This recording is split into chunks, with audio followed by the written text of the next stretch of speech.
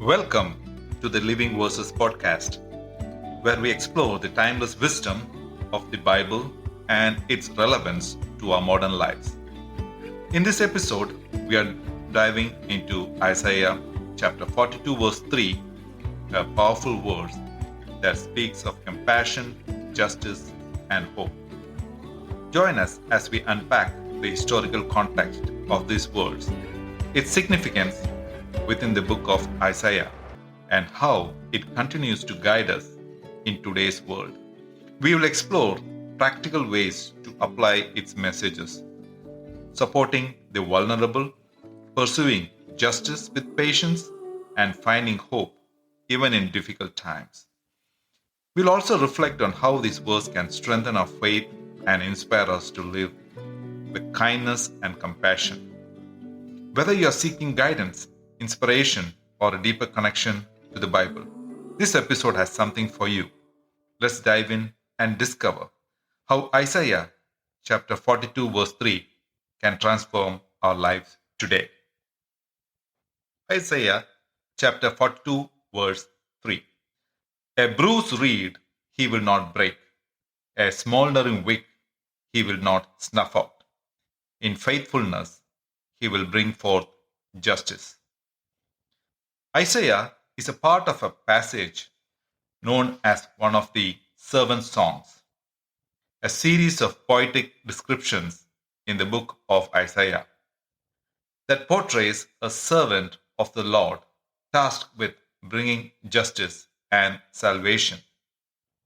This specific chapter, Isaiah chapter 42, introduces the servant as a figure who will act with gentleness and faithfulness, extending God's justice not only to Israel but to all nations. Historically, Isaiah prophesied during the 8th century BC, a tumultuous period for the ancient kingdoms of Israel and Judah. At this time, the northern kingdom of Israel had already been conquered by the Assyrian Empire, and the southern kingdom of Judah faced similar threats. The people were grappling with political instability, social injustice, and spiritual despair. Amid this chaos, Isaiah delivered messages of both judgment and hope, calling the people to repentance while promising restoration through God's chosen servant. In this context, the imagery of a bruised reed and a smoldering wick is striking. A bruised reed is a plant already damaged and fragile, something most might disregard as useless. A smoldering wick is a lamp or candle barely flickering on the brink of extinction. Yet, the servant described here will not break the reed or extinguish the wick. Instead, Lord will nurture and strengthen them. This suggests a Lord's mission of compassion and restoration, offering hope to a broken people and foreshadowing a justice that uplifts rather than destroys. Isaiah 42:3 deepens trust in God and provides a model of living. Here's how it bolsters faith today. The verse portrays God as a compassionate and patient, unwilling to discard the broken. This can comfort us, reinforcing the idea that God meets us in our weakness with love, not condemnation.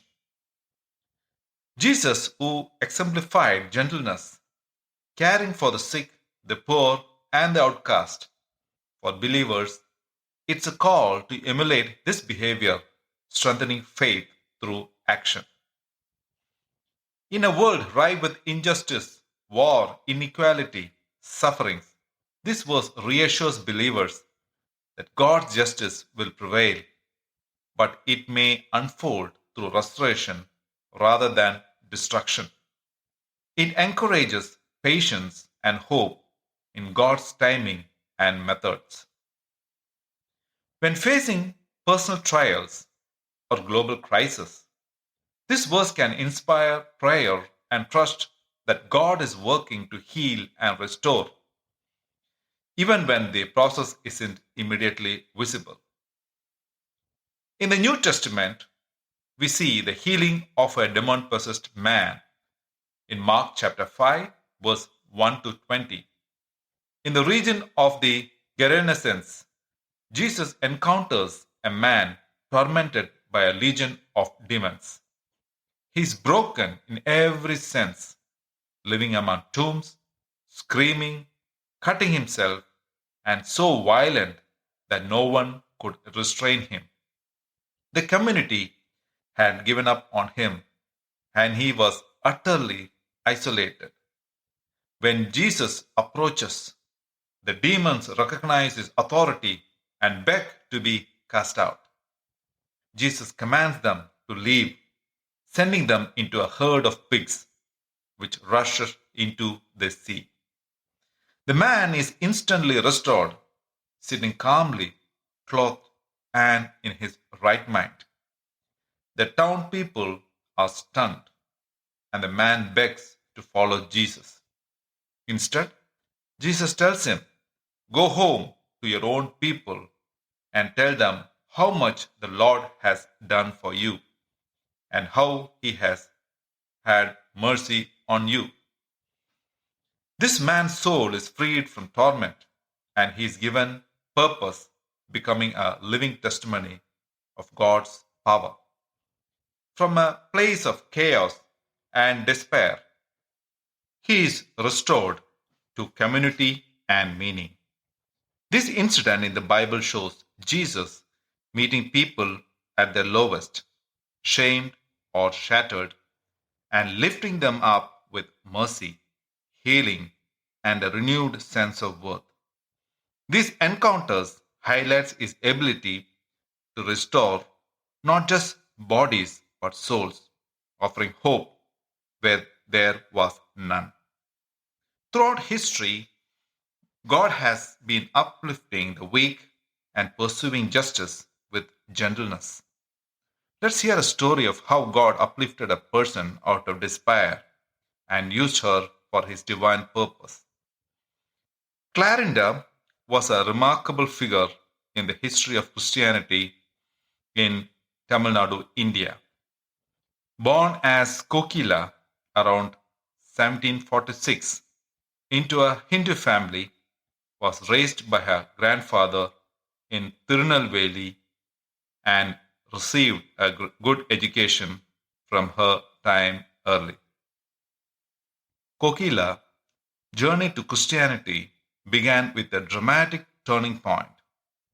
Following her husband's death, she was nearly subjected to the practice of sati, a ritual where a widow immolates herself on her husband's funeral pyre. She was rescued from this fate by a British soldier named Henry Littleton. After her rescue, Kokila and Littleton began living together. Littleton, a Protestant Christian, introduced her to Christian teaching, which deeply resonated with her. It is believed that Littleton went to London to get approval for his marriage, but on his way back, he died from gout. Kokila approached a British Christian missionary named Swartz in 1778. He, recognizing her genuine devotion and service, he baptized her and gave her the name Clarinda, making her formal entry into the Christian faith. After her baptism, Clarinda dedicated her life to missionary work and social service in Tirunelveli. She began a ministry and she became a key figure in spreading Christianity, converting others in the region and its surrounding areas. In 1784, she founded the Clarinda Church in a town called Palamkottai in Tamil Nadu, India, which served as a central gathering place for the growing Christian congregation. Beyond evangelism, Clarinda was committed to uplifting the underprivileged, including widows, orphans, and the poor.